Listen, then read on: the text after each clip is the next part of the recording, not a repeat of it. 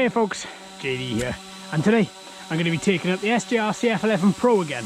Now it's been a while since I've flown this. This isn't the most flown SJRC quad that I have. It's the original F11 is the one that I fly the most. And the reason because is quite simply, I think I prefer it. They're both great quads, they both fly exactly the same, but I think there's something about this lens that I don't know. I love the quad, I think it's great, but I've flown the other one so much. I'd feel as if I have kind of an affinity with that quad. So I feel as if I know it inside and out with the original SJRC F11.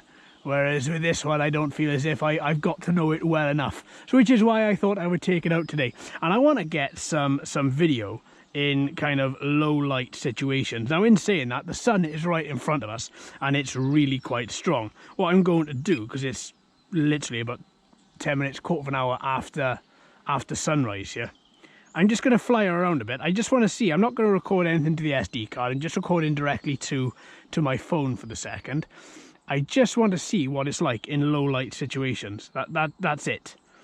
And I've just, because I want to see whether or not that camera picks up anything, if it picks up detail, if it doesn't. I just want to give it a shot and see what we're looking at. So height wise, oh, I thought I heard somebody come in then. Height wise, we're up at about 33.6 meters, which is well high enough for this, and it's high enough above those trees as well, so I'm just going to glide at a nice safe distance over the top of them. So far it looks quite interesting because I can see that I have some very nice colours in those trees, very nice foliage. You can see quite a bit of definition, at least from my iPhone screen I can.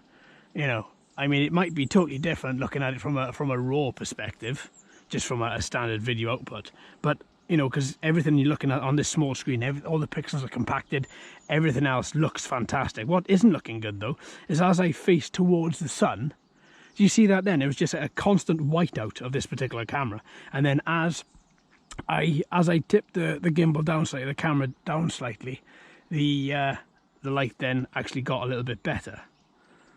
I'm sticking to within 100 meters distance. I'm sat currently at 99.3. As I say, I just want to see what it's like at nice crawling speed. Should be getting some nice sort of video from it, I'm hoping. I mean, I wasn't, if memory serves, it's been about a good 2.5 months since I've flown this from, I think. And one thing I didn't look a lot at low light video. And because I don't remember being very over enamored with the camera, because everybody says that this is such a great quad in such a great price bracket, which it is.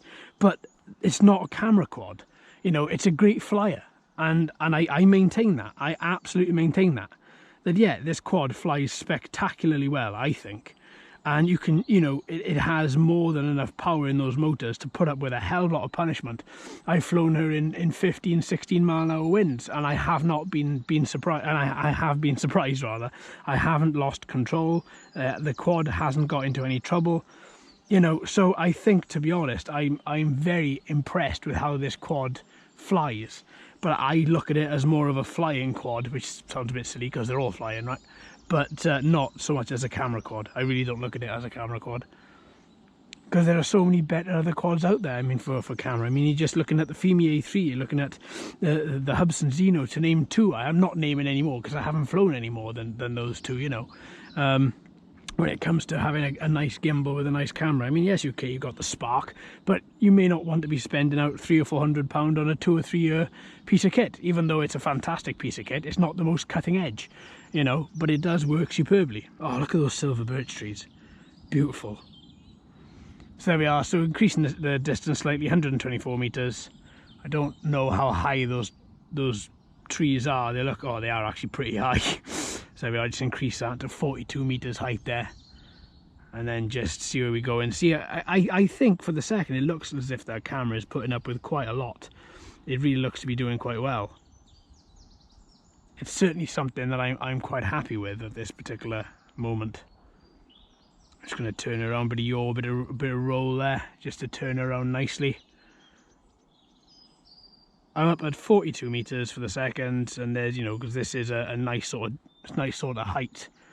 I mean, I just lost a little bit of FPV, but this is why you should always keep them in distance, because I can just see it coming over the tree there, but when I lost FPV, I could still see it, and I just had to move it around a little bit. Now, one thing I want to look at for a second, I want to bring this camera down. I can never remember which way is down and which way is up. There we go. So that's it.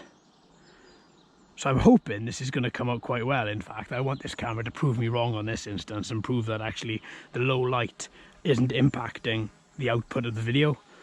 I mean, look at that. There we are. So 42.8. Let me just angle that down a little bit there so you can see me a little bit better. Let's angle that around. Wow, this quad, I forget just how fast this quad is. When I move the sticks just gently like that, I forget how quickly the quad actually moves. So you can see me just walking back and forth. I'm going to be careful at the pictures that I draw, because obviously I've had a couple of you say, JD, you were very close to drawing a very rude symbol as you were walking back and forth. You could see my footprints in the dew. So I'm going to just keep an eye out for that. I'm not going to be doing that, even though I do think that's hilariously funny, because I am, you know, a 35-year-old man boy. So that's it. But yeah, I think it's looking quite good. What I can see from the FPV screen, I can see a lot of different greens. The shadow of the trees on the right hand side over the river looks really good, looks really crisp. I can see the path as well, looks really nice. The bushes, the trees, I can see all the different colour yellows, some oranges and reds. All of that looks really nice. You know, it looks really, really good. I'm hoping that is going to be the case as well. I really am. I don't want to get home to find out that actually, as nice as it looks here, it looks absolutely awful when I get home. I really don't want that. You know, I think that's going to be the case, mind you, but still. Right, okay, that's that for today, I think, my friends. I've done a couple of little flights with her there, and I'm quite happy with how that looks for the second. I mean, I haven't seen any craziness on the camera. It hasn't been very dark that I have to alter the camera in one particular angle just so that I can get more light into her. Everything I'm shooting up with this for the second is auto, because I just want to see exactly how well, as I said in last week's manual videos, I want to see how well the cameras and the quads do on their own, because that's what the majority of people are going to be leaving their stuff on auto, and obviously they deserve to see how everything is looking. So there we go. I'm going to leave that there, friends. Thanks ever so much for watching and listening. I've been JD. You've been fantastic as always. If you haven't already, please like and subscribe and ring that bell too. Hello and welcome to all the new subscribers. I hope you're enjoying the channel. So until next time, my friends, happy flying.